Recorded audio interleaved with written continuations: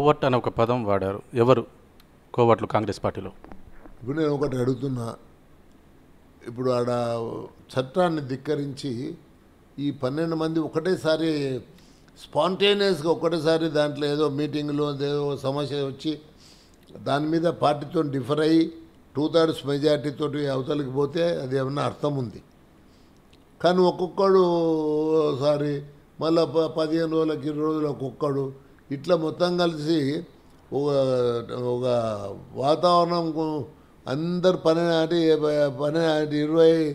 12 మంది వచ్చిన దగ్గర మీరు ఇట్లే కూర్చోబెట్టుకొని చేసి దాని తర్వాత మీరు మారితే ఆ మార్పుకు మీరు కోర్టులో ప్రశ్నించిన వాళ్ళు దాన్ని ఒక ఎండ్ వరకు ఫైట్ ఎందుకు చేయలేదు? ఎందుకు విత్డ్రా చేసుకున్నారు వాళ్ళు? కోర్టులు కారా అంటున్నా. అటువంటి కోవట్లే వాళ్ళు ఇవాళ మా సెలక్షన్ కమిటీల మెంబర్లు ఉంటారు. మాకు ఇంకా పెద్ద గౌరవం ఇస్తారు వాళ్ళకు. ఇప్పుడు అసమర్థులు అనేది అర్థమైపోయింది కదా. ఇప్పుడు ఒక లీడర్గా నేను ఉన్నప్పుడు నా కింద ఉన్న వాళ్ళంతా ఓడోడు వెళ్ళిపోతుంటే ఇప్పుడు నన్ను కూడా ఈ పార్టీలోకి వచ్చినాక ఒక అసమర్థుని కింద చేసిండ్రు. ఇవాళ తెలంగాణలో హైయెస్ట్ కౌన్సిలర్స్ నాగర్ కర్నూలులకు గెలిచిండ్రు మున్సిపాలిటీలో.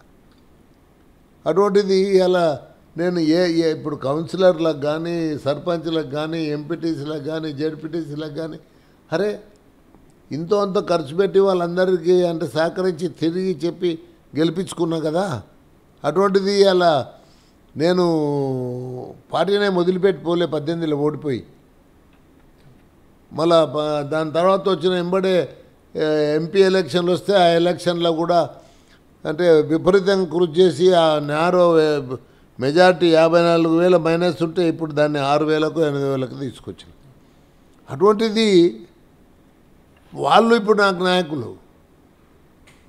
ఇప్పుడు విచిత్రం ఏంటంటే ఎక్కడికెళ్ళో వస్తున్నారు. దాంట్లో కూడా ఈ మా పాత మహబూబ్నగర్ జిల్లా వాళ్ళు కూడా గారు